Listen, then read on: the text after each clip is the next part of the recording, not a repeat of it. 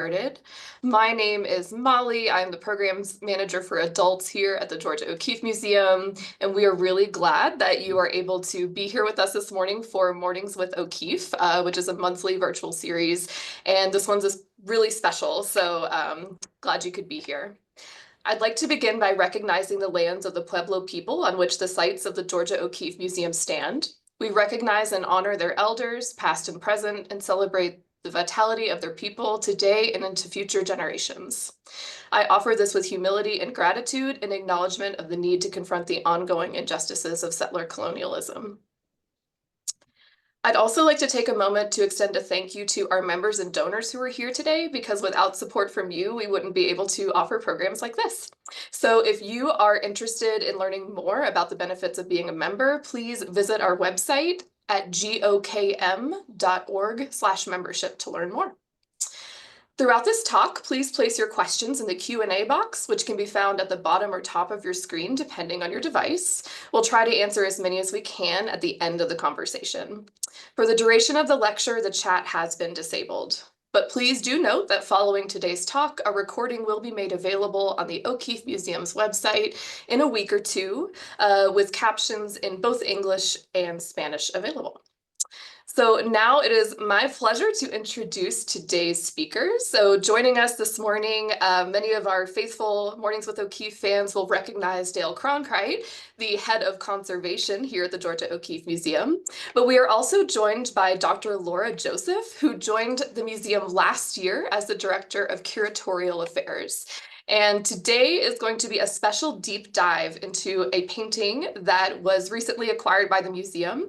And this entire month, we're celebrating the Pink Tulip 1925. And today, you're going to get a very special deep dive into this painting, not only from a conservation perspective, but also from an art historical perspective. And you will be glad that you're here. And if you are in Santa Fe, definitely try to see the painting in person, as it is now on view. So without any further delay, I will go ahead and pass things off to our speakers. Thank you both so much for being here. You're welcome, Molly. Thanks for that great introduction. Thank you, Molly. Good morning. I just want to repeat her words. Thank you so much for joining us today, particularly our members. I think Laura and I both got into the art business because of opportunities like this, to be able to dive into a painting in different directions in really deep ways. And that sense of discovery that I hope we're going to communicate to you all today. That sense of being able to understand how O'Keeffe approached this work, how she painted this work, the circumstances in which it evolves, because it definitely does evolve, are absolutely fascinating. These are insights that we try and share, not only in these talks, but with member opportunities in the museum, like Laura in the gallery with the painting, talking to members. So please join the excitement, become members. There is nothing like getting access to all the work that goes into understanding what paintings are before we get them up on exhibit and learning that material. Yeah, and I'll just add that Dale and I are here speaking to you today from our offices in downtown Santa Fe. The blue sky is peeking out after a couple of days of very atmospheric and much needed rain.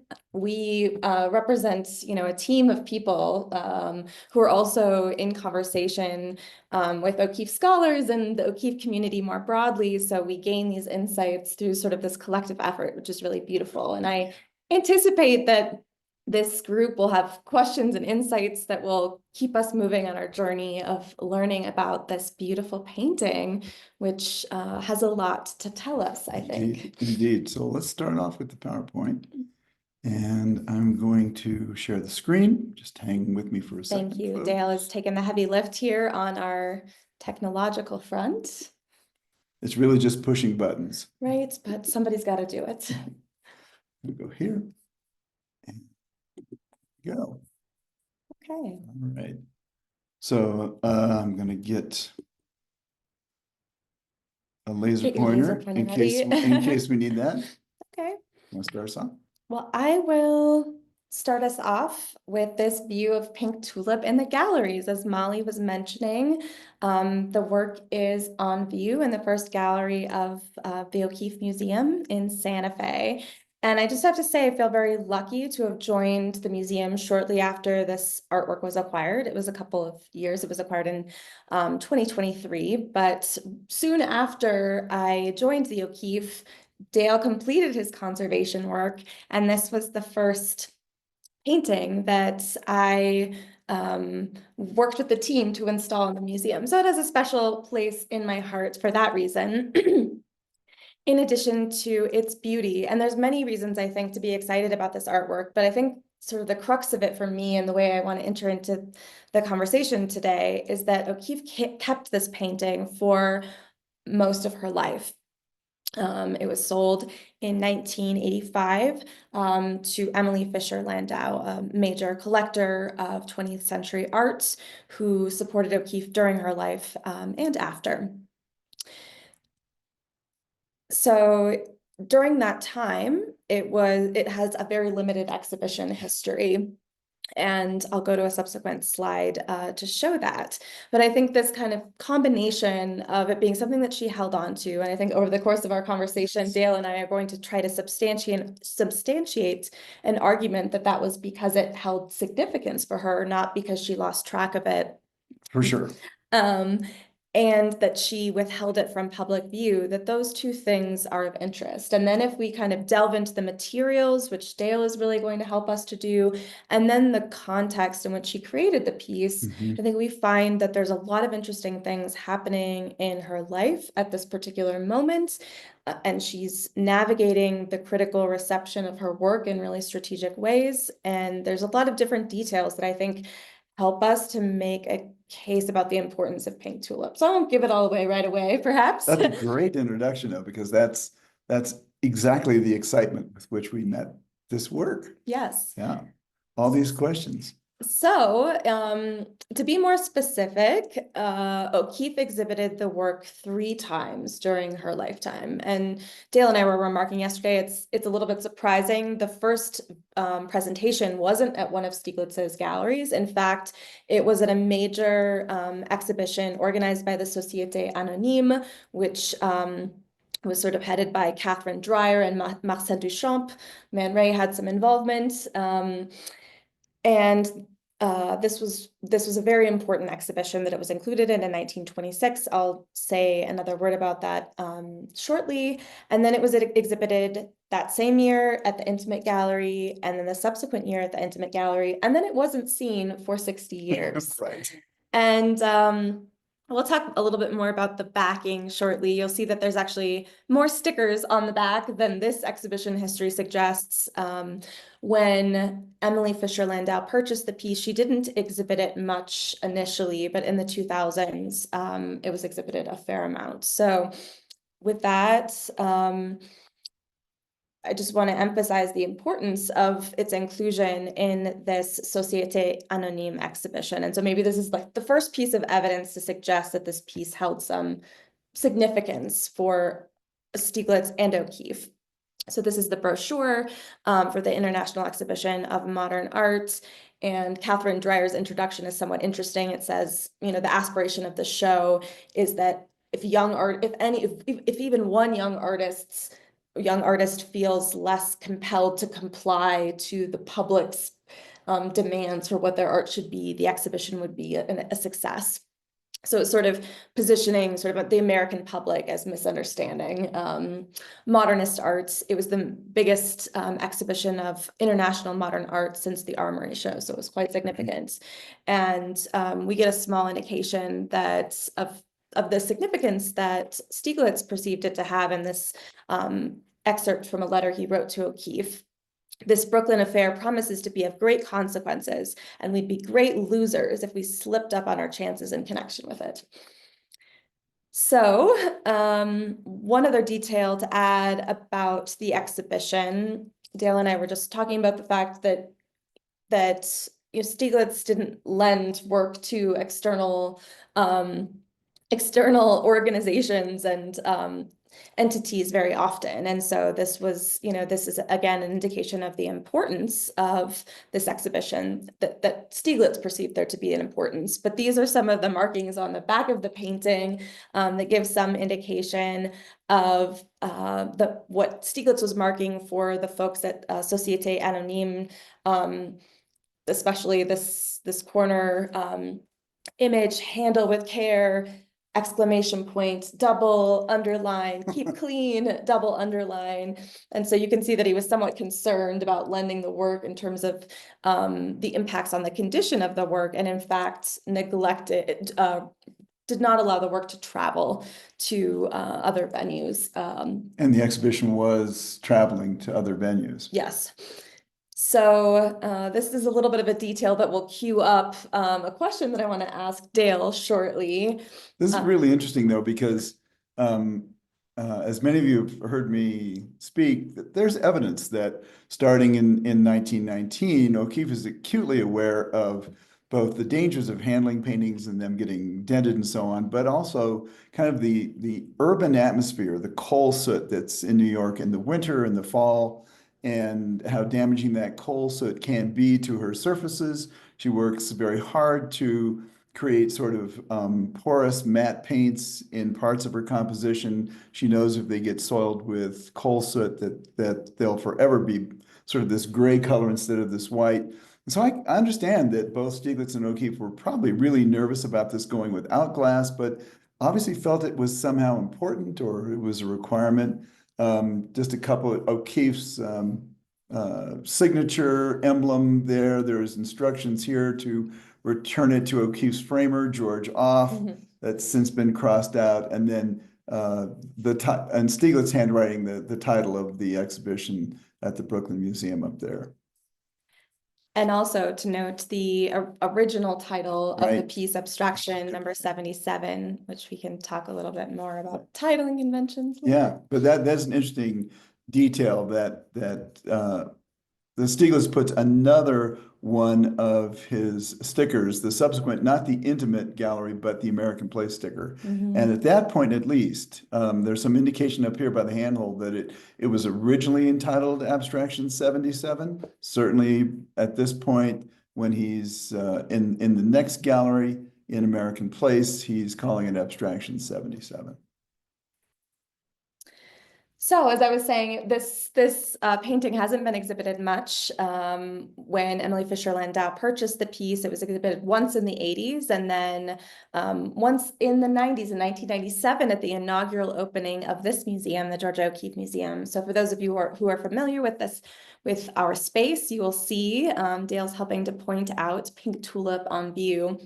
And I was admiring these beautiful plaster walls and with this pinky glow that have since, for reasons of practicality, been updated to drywall. Yeah, but it was a beautiful pink environment originally. Yeah, so I wanted to, before I kind of kick it over to Dale for sort of in-depth looking at some of his images and discoveries during the conservation process, I wanted to add a detail of speculation about why is it that O'Keeffe kept this painting for all this time and yet she didn't exhibit it. And you found evidence in the various inventories, the Whitney inventory, the Abiquiu inventory after O'Keeffe moves in 49, that it's accounted for in all the inventories. Yes. But it's not given to, it's not up for sale in Stieglitz's galleries and subsequently not in Halpert's galleries. Yes. So, and Liz Ernst, shout out to Liz Ernst for helping me to track down these details, but it appears in these sort of official inventories that you're mentioning, first the Whitney archives, then the Abiquiu notebooks, then the downtown gallery are inventories. But the inventories of works that were available for sale or exhibition, it is not included on any of those. It shows up in 1978 in some inventories between Doris Bree and O'Keeffe relating to their litigation and settlements. But I think there's clear evidence that O'Keeffe O'Keeffe didn't lose track of the piece. I'm trying to identify if it was with her and Abiquiu. There are a number of inventories that Doris Bree, sort of more sales-oriented inventories, that indicate if a work isn't here, it's with O'Keeffe and Abiquiu. So I still have a little work to do to kind of track down if it was an Abiquiu, if anybody remembers that. So in digging into this a little bit, I was visiting with Barbara Buehler-Lyon's book, O'Keeffe's and Barbara Buehler-Lyon's. Most people probably know her, but a very important O'Keeffe scholar, and former curator here at the O'Keeffe Museum, and the author of the catalog Resonate, and many very useful references. And in this particular exhibition that resulted in a catalog that I was able to reference, she talks about the fact that O'Keeffe owned a surprising number of her total output when she died, nearly half. And of the works that she owned, a significant proportion of those were her early abstractions. And while Barbara's very clear that she can't substantiate this speculation, she does note the possibility that it's because O'Keeffe is trying to prevent that work from its misinterpretation.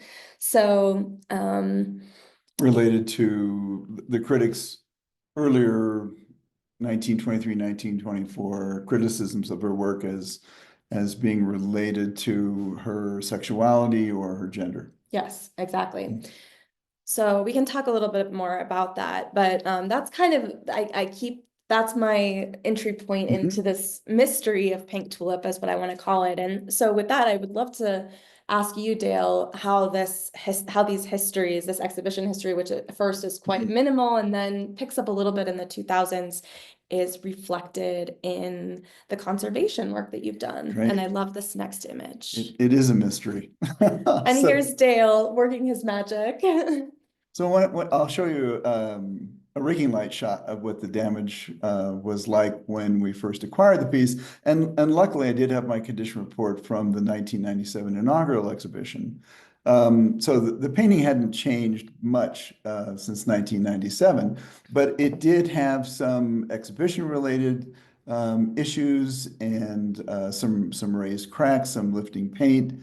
But I think even in this shot, you immediately both get a sense of the scale of the work, but you get a sense of the colors in this work, which are really remarkable, and I think relate to exactly what Laura's talking about these works that O'Keeffe either kept or reacquired and kept in her own collection and didn't exhibit much. Before you move on, yeah, I just was curious to ask you what you're doing here and sure. what your tools are. Right. So what I'm doing here is I'll use the highlighter. There's a little piece of silicone release mylar here. I have a support underneath the canvas so that I can apply slight pressure as I consolidate cracks. So what I'm doing is there's an open crack with lifted paint in this area where the stretcher bar is. So I'm warming the paint with a hot air pencil, essentially. So this is a stream of warm air, and I can control the temperature. I shoot for about 140 to 150 degrees Fahrenheit, so well below the melting temperature of the paint or any of the other materials, sort of like a very hot tub, or hot water that you could just barely stand at 150 Fahrenheit. But it's enough so that when I'm warming the paint with the air pencil gently, and it's a very gentle airstream, it warms the paint. And if the paint is not attached to the canvas below, I can actually, so you can see I'm wearing a pair of magnifying loops right there. I can see the paint expand, literally expand, and the crack move. If a crack doesn't move, that means that the paint is still well attached to the canvas below. There's sort of minimal consolidation that I need to do there. But if the paint does move, then that means that paint layer is just floating above the canvas, which is at risk, of course, of further cracking and falling off. So then it's a matter of introducing a small amount of a very flexible adhesive that I dissolve in isopropyl alcohol. It's a kind of adhesive where I can control the strength of the repair and try and keep the strength of the adhesion so that it's slightly weaker than the adhesion of the remaining stable points. And the reason I try and make that adhesion weak is that in the future, if there's going to be some further stress of the painting in travel and in handling, and if something has to give way, I want it to be my adhesive that releases, not more of the original paint. So I'm not creating a really super stiff repair and having the paint around the repair crack. I'm trying to control that damage to stay there, and so that my repair will give way. So that's the hot air pencil, some Mylar. I've warmed it up. I've introduced the consolidant, and with my fingers, you can see my fingers are cut out of the glove. It's like, well, what's the point of having gloves if you cut your fingers? Well, that's so I can feel the temperature. I've got an infrared thermometer that I can check with it, but there's just nothing like feeling the surface to know how that's going. Fun, right? Thank you. You're welcome. So here's a great view of the painting as it appears in the gallery right now. And then the middle photo, obviously, is when we had the cracks lifting and coming off the surface. And they're kind of interesting because they relate strongly to how we kind of decipher where the cracks are coming from. Where's the damage? What's causing the damage?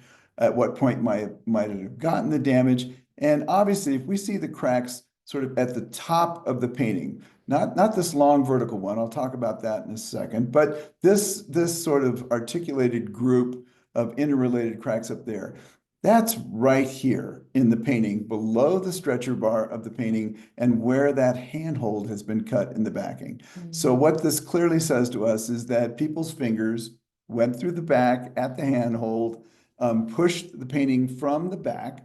And in the beginning, these are never the size of cracks that you would see in exhibition. If somebody was to do it, they wouldn't notice any difference in the surface. But what that kind of pressure does, so you hear people say all the time, don't touch the painting. This is exactly why.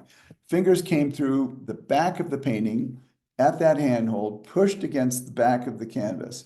That cracks a very brittle white primer layer that's put right on top of the canvas as a reflective surface.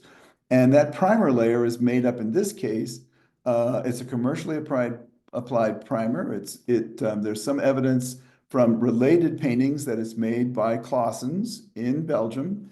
And O'Keeffe refers to it occasionally as that French painting, French canvas.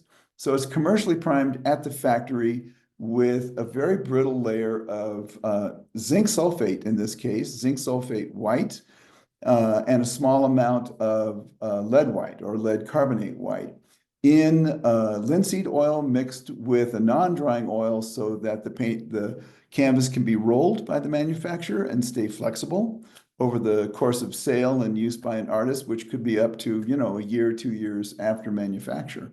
But that layer is really brittle. And once the crack appears there, even if it's not cracked at the paint layer above it, the ground layer crack will act like a hinge whenever the canvas moves. And that crack will continue to move more than the surrounding areas, ultimately working its way through the paints and cracking the paints above. So that's what we see here at this handhold. And likewise, on the side handhold right here, these are the cracks we're seeing here. Now, the real mystery was, what is this very, very long, almost vertical, but not quite crack here, and another one here in the middle of the work, and another one here. And what's interesting is that they almost form a line. And for those of you who are painters and have purchased rolls of canvas, you know that you go to the art supply store and you take several yards off and you roll it up so that you can put it on a stretcher and paint on it. And in the meantime, you keep it in storage.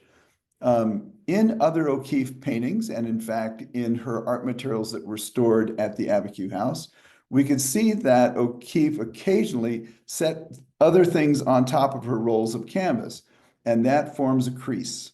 And so I suspect what we're seeing here is a result of a roll of canvas being creased on one side accidentally because something's sitting on top of it. And this is sort of the continuation of that crease.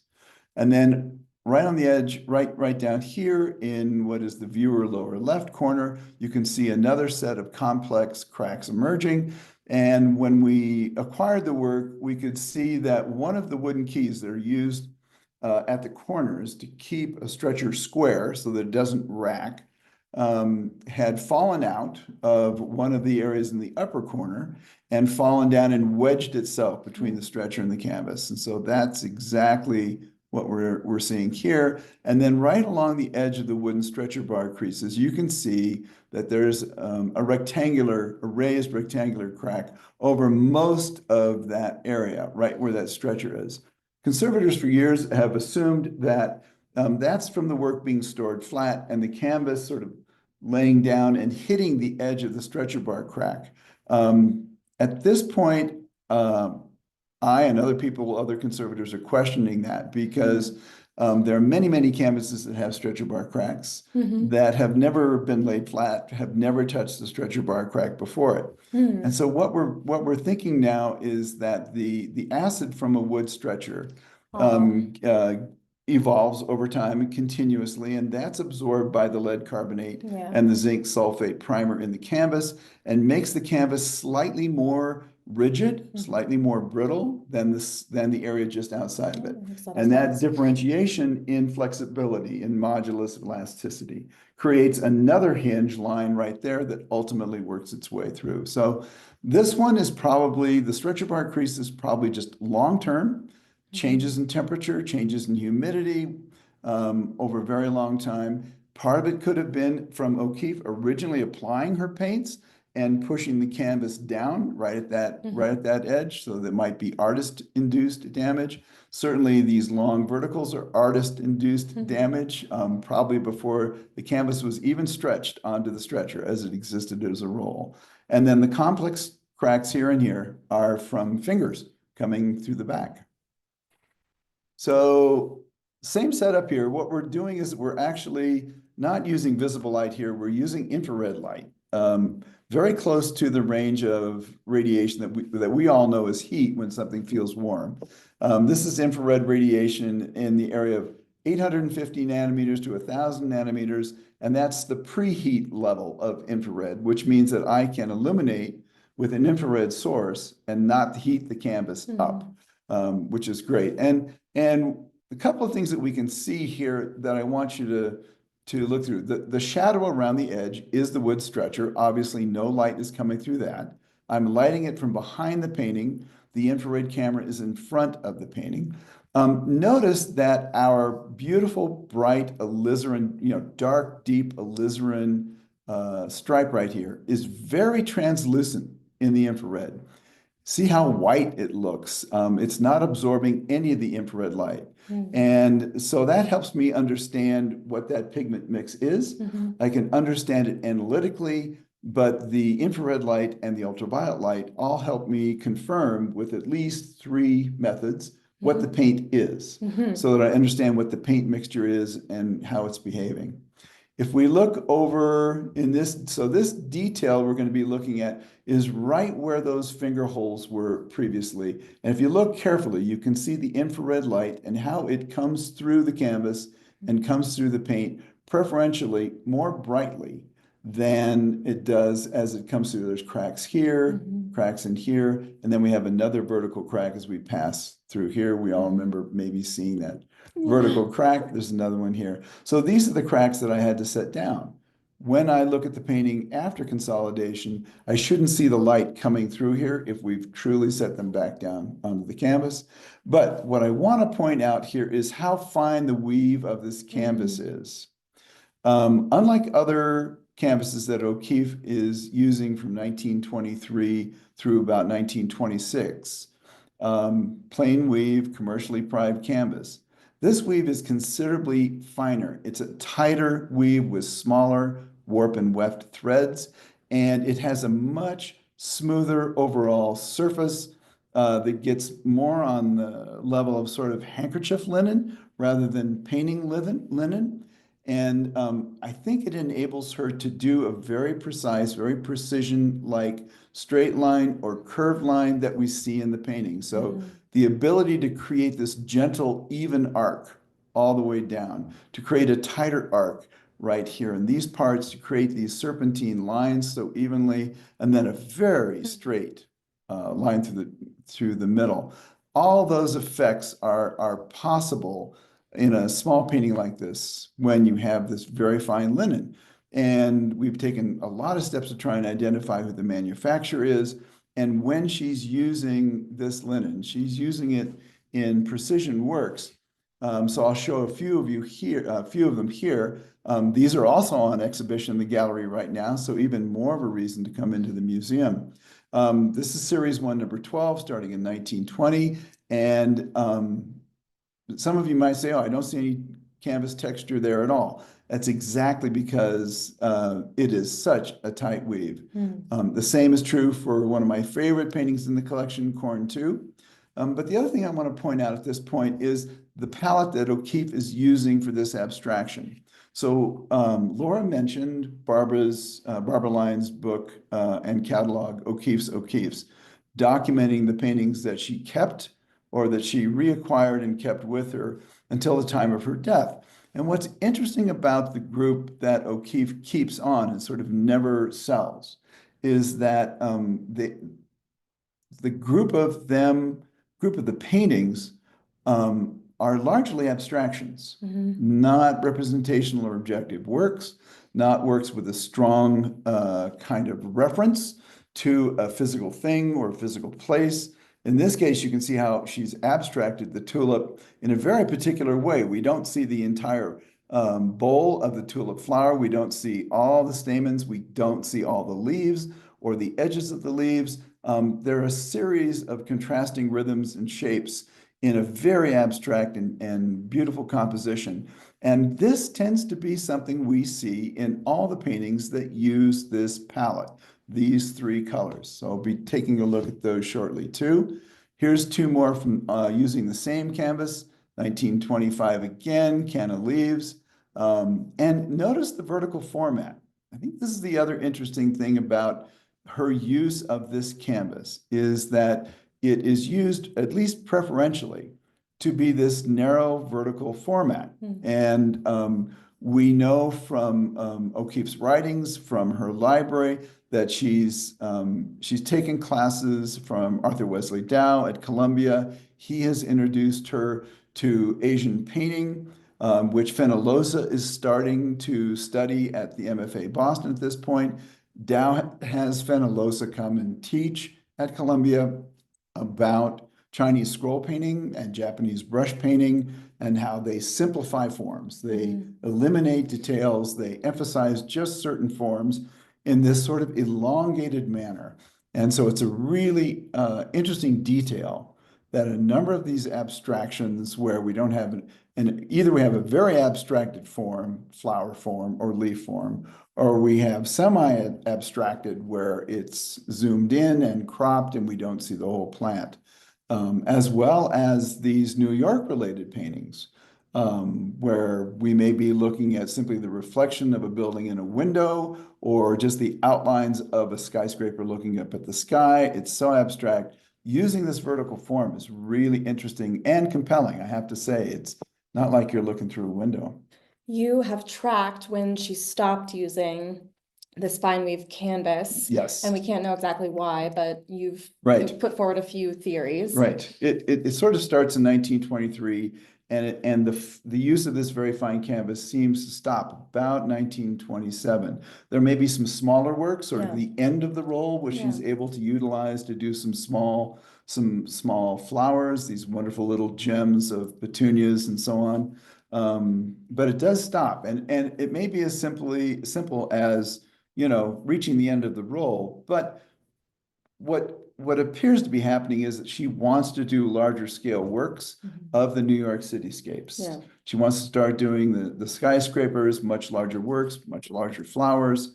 And so to do that, to stretch that over an area so it will hold up to both stretching and the paint, she needs a sturdier weave of canvas. And that's right when we see it with this transition to the New York skyscrapers. This is a third view of the paints. And what we're doing here, rather than infrared light, I'm using ultraviolet light, 350 nanometer ultraviolet light, Ultraviolet light at 350 nanometers excites the linseed oil in the paint, and the linseed oil tends to glow a kind of bright yellowish color. That scatters with the pigment particles in the linseed oil paint so that we can see exactly when O'Keeffe changes her pigments. So this beautiful pink fluorescence, that's this synthetic alizarin purpurin that she's using throughout this area. You can see that the yellows now appear brown. Well, that's because cadmium sulfide yellow absorbs and luminesces in this very sort of reddish brown. So we can see where she's using cadmium yellow and where she's not. Notice that in the detail, we can literally see the end of brush strokes here. So she's using it up to a point, and then she's taking a lighter color of yellow with a little bit of green, and she's brushing that in, and then a little bit of white. This painting technique is called wet into dry. So she's allowing the first layer of paint to sort of set up so that it can't be blended. And then this is the sort of the final point that I'll make, looking at how many of the works were kept by O'Keeffe that were abstract and how many of the abstractions use these color palettes. So we're looking at alizarin, viridian green, cadmium yellow, and various blues, usually ultramarine. In the case of our painting, Pink Tulip, that's ultramarine blue there. This is cobalt blue inside Music Pink and Blue at the Whitney. These are Prussian blues here at the Milwaukee Art Museum. And again, ultramarine and cobalt blue being used over here. So this palette gets used by O'Keeffe starting early on, 1918, as we can see, for pure abstractions. The palette doesn't seem to occur as much in the representational paintings of flowers, nor does it show up in the paintings of buildings or Lake George landscapes. But she seems to be relying on these four colors to start on her pure abstractions, to see where they will go, to see what the expression is of those works. And it continues on through 1925, even when she gets to New Mexico, one of the first paintings that gets painted in New Mexico in 1929. You can see very abstract, obviously, but there's our viridian green, there's our alizarin red, here's our cadmium yellow, here's our beautiful cobalt blue. And even by 1939, we see the same three colors used in Hawaii.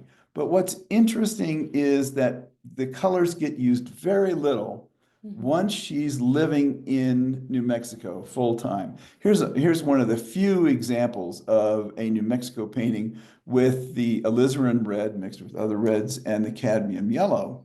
But it isn't until very late in life, 1960, when she's flying around the world, or even the 1970s when her vision is compromised and she's going back to rely completely on high contrast colors in abstracted shapes, that she goes right back to the viridian green, the alizarin red and pink, and the cadmium yellow. So it's interesting that the colors are a source of abstraction. Well, and I just want to call out that we've got a show on view right now, A Circle That Nothing Can Break, that makes a similar argument about the circular form and how she abandons it for a period and comes back to it. So, you know, as we're exploring what the significance of her use of these colors are, it's interesting to see that same arc represented in the form, the circular form. Yeah.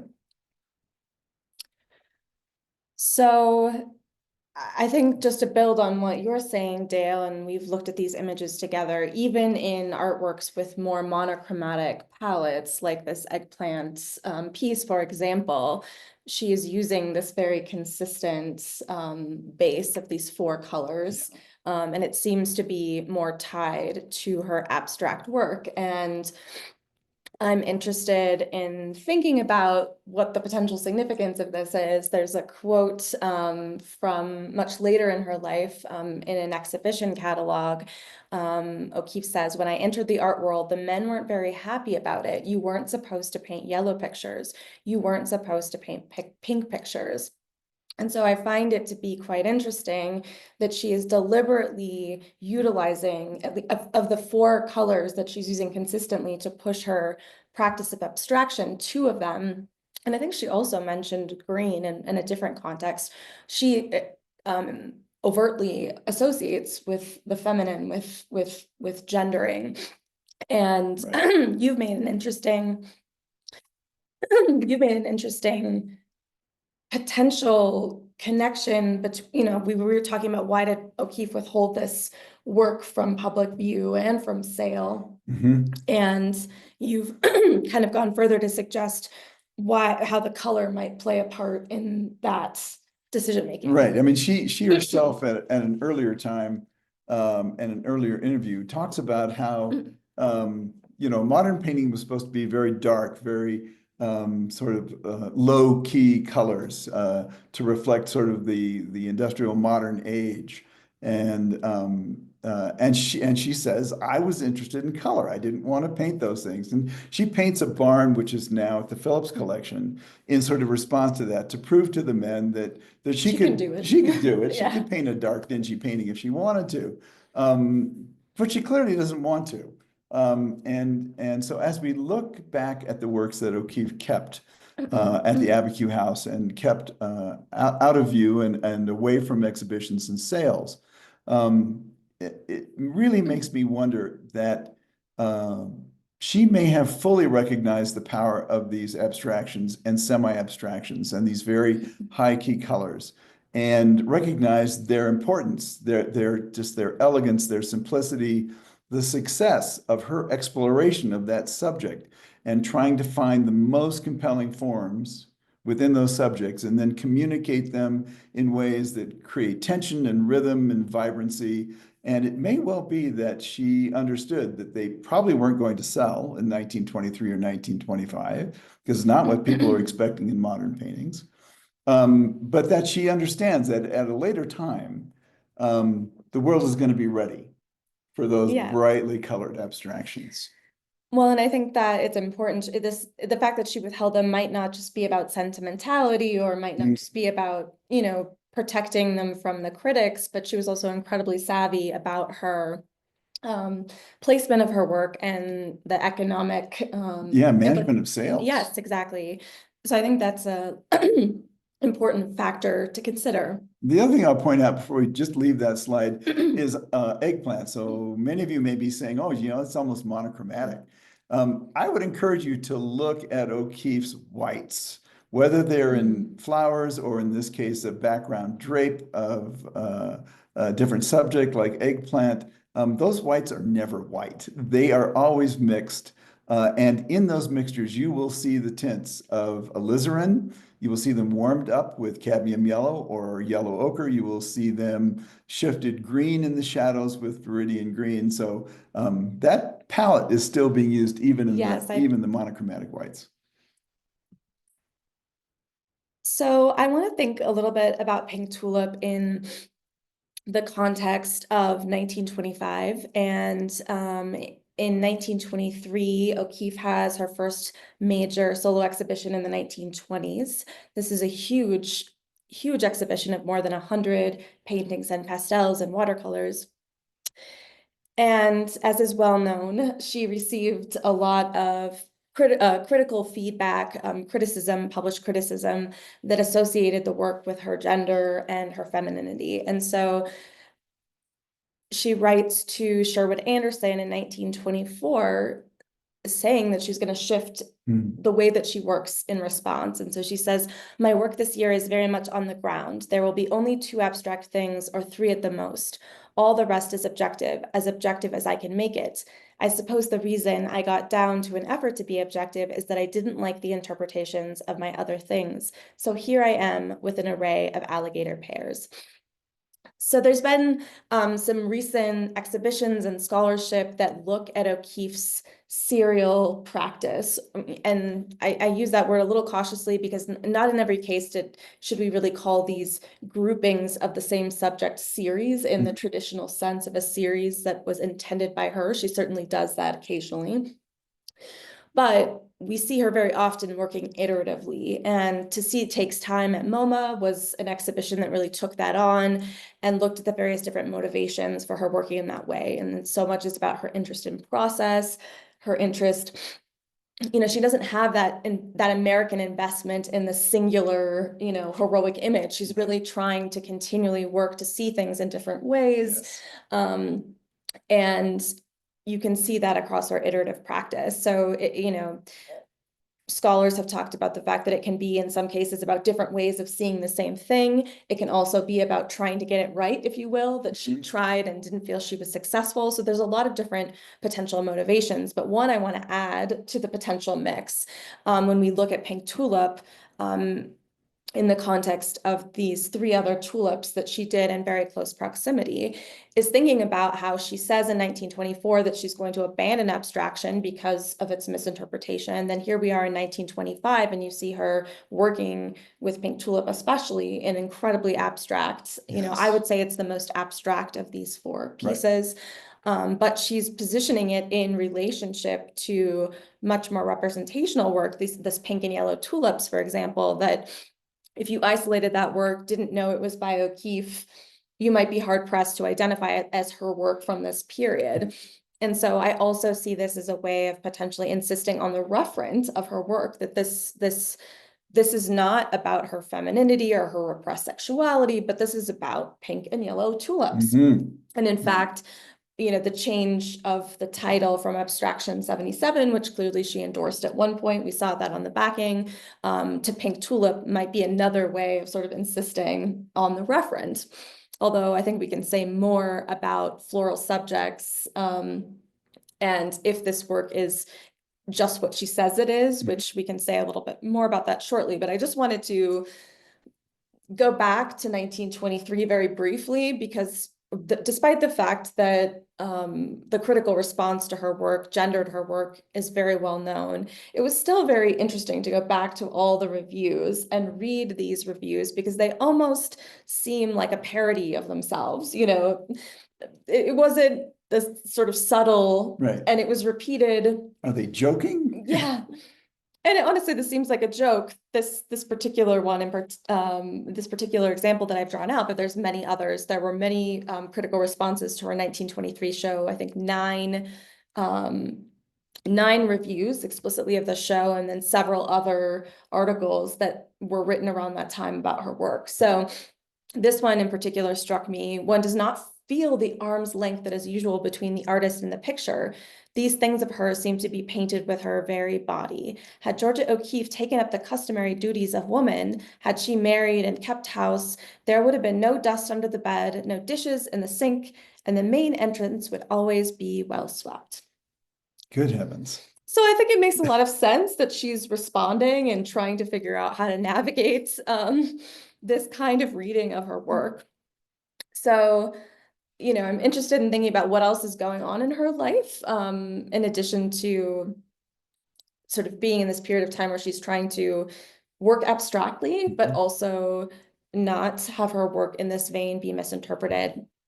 And she's very well known for saying that her turn to the floral subject, which is a very traditional art historical subject. She mentions that she was inspired initially by looking at a still life by Henri Fontaine-Latour, that this is sort of a traditionally feminized subject, domestic subject, and that she's turning to this very intentionally to counter the urban landscape of New York. And so this is a very famous quote that I think is from an American Place exhibition catalog from the subsequent decades. So I said to myself, I paint what I see, what the flower is to me, but I'll paint it big and they'll be surprised into taking time to look at it. I will make even busy New Yorkers take time to see what I see of the flowers. So I think this goes back to a topic that you introduced about verticality and what is the source of the verticality of Pink Tulip and other floral subjects and its relationship to the city. And here I'm kind of tracing it back to Black Lines, her very abstract series of charcoals, which was very important series, and to see takes time. But she writes to Stieglitz. She was attending classes at Columbia Teachers College briefly in 1916, and she writes to Stieglitz describing that she made this charcoal while sitting on a bed, looking out at the city environment, and sort of explicitly connects these vertical lines with the cityscape. Then you see in an example like Calla Lily and Tall Glass that the verticality is sort of in response to the physical dimensions of the object. But kind of tracing this all the way through to Pink Tulip, I think 1925 is a pretty significant year because she moves into the Shelton Hotel. She'd been living in New York since 1918, but she and Stieglitz move into the 30th floor of the Shelton Hotel, and it gives her a different vantage point of the city. She's also in a different stage of her relationship with Stieglitz. And she paints her very first New York skyscraper. So I want to say that Pink Tulip, as an expression of the floral subject as a response to the urban environment, is very important Agreed. In that asserting that kind of relationship, that oppositional relationship. And I think in New York, you can't help but begin to feel your own verticality and feel the impulse of verticality that happens as you look up the sides of buildings and peek at negative space wedges of the sky and the contrast that those create, and then begin to want to explore that. One of the things I want to say about O'Keeffe's paintings that I encourage you all to come to the galleries and see is that she only paints a series of forms and colors once. There's no scraping off of a pre-existing form and then changing the color, changing the composition. What we know from the infrared is that she follows her charcoal underdrawing precisely and then paints everything almost as if she's exploring something and trying to understand what compels her visually about that particular thing. And then she's going to finish that from start to finish. And if she feels that there may be more to explore, maybe she hasn't gotten it all, or she's seen something new while studying it, she'll do another painting in that series, in that iteration.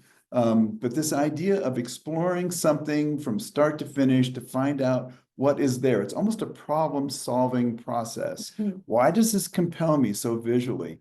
What is it that really catches my eye? Is it the wedge of light coming in? Is it the way that the water bends the light in the vase? Is it the contrast of the serpentine lines and the straight edge of the green leaf against the bowl of the tulip flower? Is it the wedge of buildings? I mean, these are all almost problem-solving activities where she's eliminating the meaning, the conventional meaning of what that thing is, just to find out what it is with her eyes, what it is visually without any meaning at all. Yes, and I think that goes back to what I was queuing up about, are these floral works really about flowers? Is that really her investment? And I think there is something about taking a feminized subject and putting it on the same scale and using the same language as the urban environment. And I think you pointed out Pink Tulip, while some of her florals have more organic and sinuous lines, there's a lot of precisionist lines here. That bolt of blue through the center has very architectural connotations. But, you know, this color palette doesn't, one critic described it as sickly, but I don't agree with that. But I do think that it isn't a naturalistic color palette, and that she's not necessarily pushing a reference to the natural world as her quotes makes it seem, and that really this is about taking a subject that is somewhat acceptable and drawing people in to what is actually a conversation about modernism and experimentation. And what I find in looking at this is complete destabilization of the viewer's perspective. You know, that we can't discern that, as you've said before, is this in a vase? Is this, we don't know. And further, we can't distinguish between interior fold and exterior folds. Where are we as a viewer? And so much about this for me is about destabilization of something we think we know.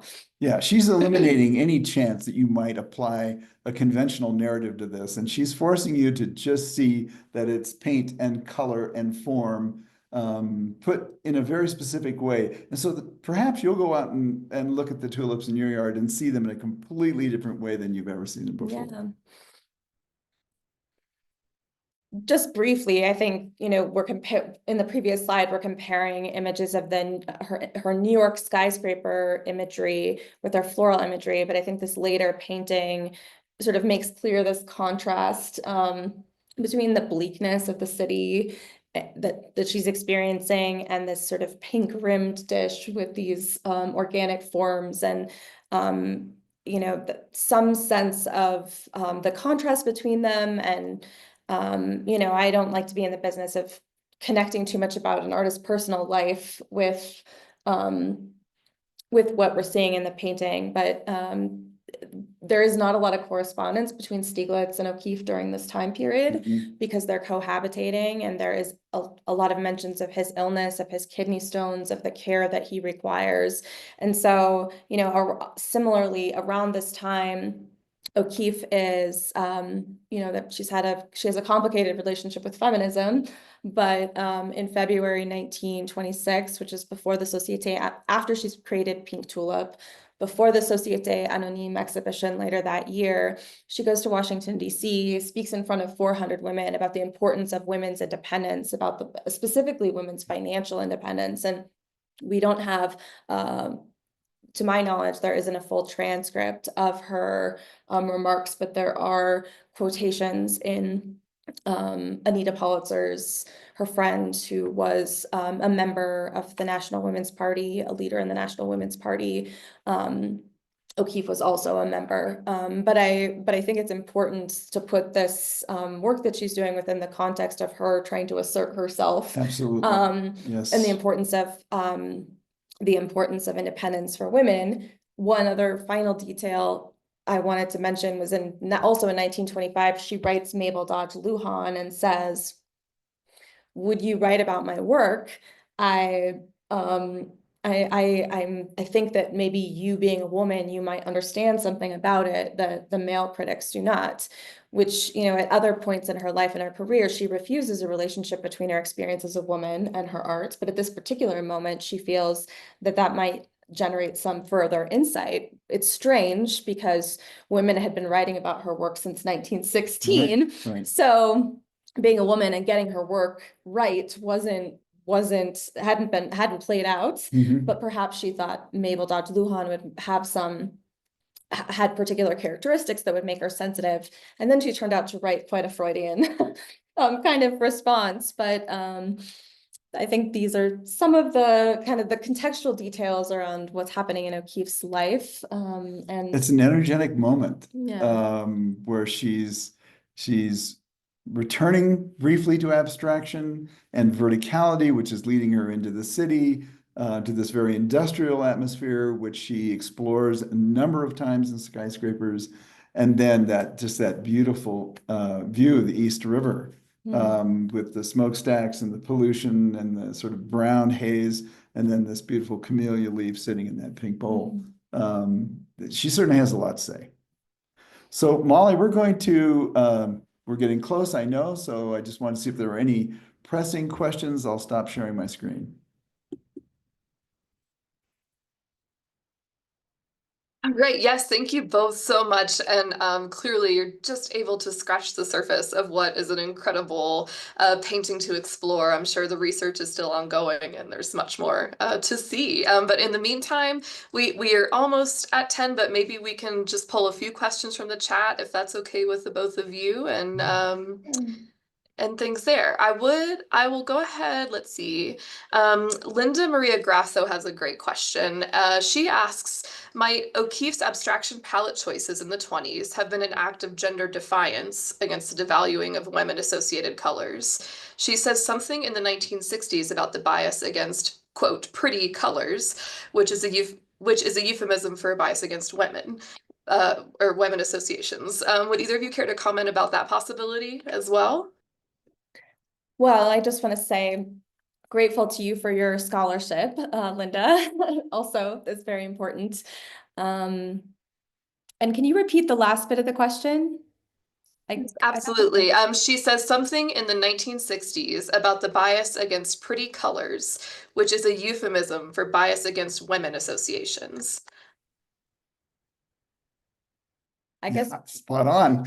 Yeah, I mean, I think spot on. Yeah, I think there are ongoing connections between color and gender, you know, even as gender politics changed pretty significantly in that period of time. And as Linda has gone into great depth in her book about the complicated relationship that O'Keeffe has with sort of post-war feminism, it's interesting to see her maintain that position.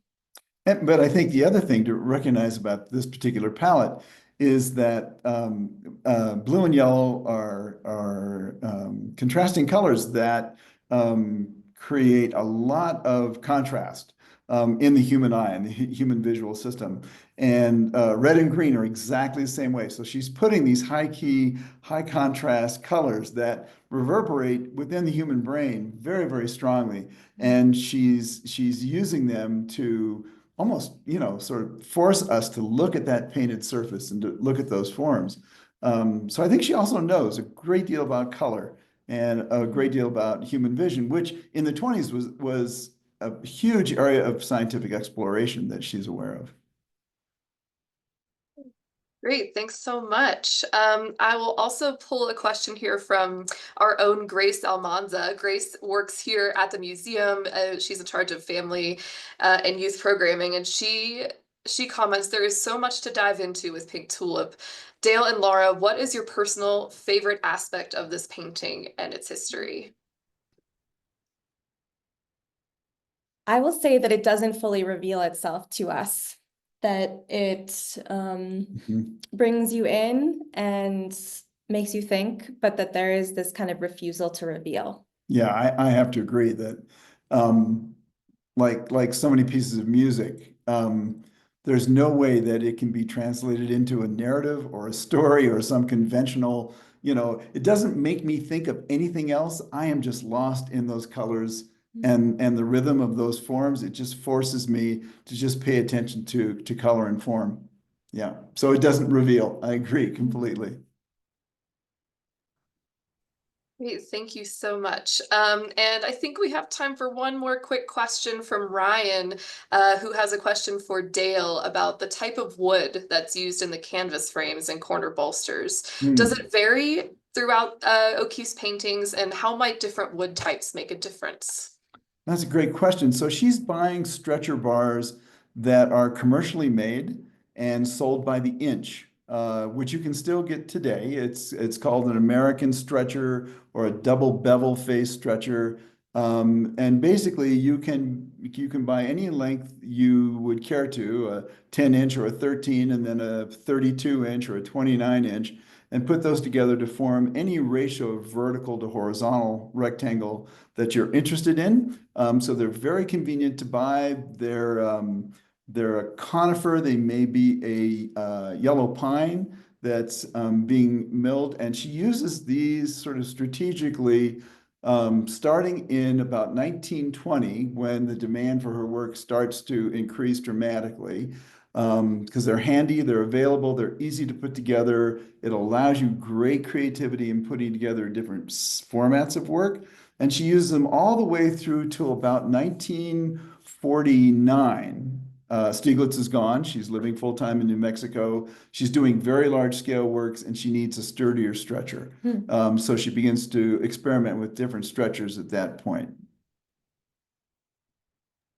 Thank you so much. It's always interesting too to learn about the physicality of the painting as well as how it's situated within the career of an artist. I'm going to pull one more question because I think this is a great question and can help us envision how O'Keeffe was producing works in her subject matter. Nancy asks, in 1929, O'Keeffe starts her Cityscapes. Does she continue to do abstracts of flowers, or does she go back to flowers later? Maybe we could talk a little bit real quickly about the overlapping of those topics. We've got this piece here from it's pre-production, clearly, from 1929 of black hollyhocks and blue larkspur. Yeah. And she's doing paper flowers when she's in New Mexico, when she's finding those in use here. She's continuing to use irises, just these, you know, she does some very large format irises, you know, very late, well into the 1950s. So close-ups of flowers where The palette of the flower is emboldened where the forms are simplified. That continues for a long, long time. It's not as numerous as the landscapes when she's in New Mexico, but I would argue that she's trying to explore similar goals within the landscapes. The landscapes are all great simplifications of very complex forms. Yeah, but she doesn't, even when she's doing the bones and describes the bones as almost the flowers of the desert, flowers will continue to compel her as a subject. Well, and I guess when she's in New York, she's seeing cut flowers in the context of an environment where, you don't see a lot of flowers necessarily growing. Of course, there's planters and that kind of thing, but this, in New Mexico, it's more about what she's encountering in the landscape. Yeah. And The hollyhocks are growing wild. yeah. So I think also that her environment shifts. And so the way in which flowers become a part of her visual vocabulary shifts as a result. And part of maybe the problem solving too, the challenge of being able to see something you know so well, like an iris, for example, or a hollyhock, that you see perhaps even every day. And the challenge of trying to see that as if you are a child, that you've never seen it before, that you have no associations, and just to see what compels you about that flower. Why does it strike your eye? Why does your eye travel over those edges? What colors is it drawn to? And then to try and explore that that compulsion through painting. I think that's what she's up to. Great, thank you so much for expanding on that. And I will make a very quick plug here that on the Georgia O'Keeffe Museum's website is a very fantastic data visualization tool that you can use to actually see, based on the years in O'Keeffe's career, what she was working on at that time. And you can see some of the simultaneous nature of these subjects and how she's working on multiple things at once. It's a really great tool, and I encourage you to take a look if you can. So I typically like to wrap these talks up with a quick comment from the audience, and this one seems perfect. It says, "Thank you to the presenters, Dale and Laura. I will be at the museum in 3 weeks. I cannot wait to see the painting in real life. Many kindness and keep up your wonderful work." So yes, those of you who are going to be in Santa Fe, please come see the painting in person. But for those of you who are not local, stay tuned, because we will have more information about this piece and more programs associated with it coming out soon. So stay tuned, because there's much more to dive into. Before we wrap up, Dale and Laura, thank you both so much. Are there any other comments or things you'd like to say before we wrap up? I was just going to add that there's a new installation in one of the galleries that showcases how O'Keeffe responds to the critical response to her work. So you can actually see this in an installation at the museum. And thanks for everybody Yes. for attending and sticking with us for Thank an you. hour. Great. Thank you both again. And thanks to everyone who was able to join us this morning. There will be a recording available in a couple weeks if you want to tune back in.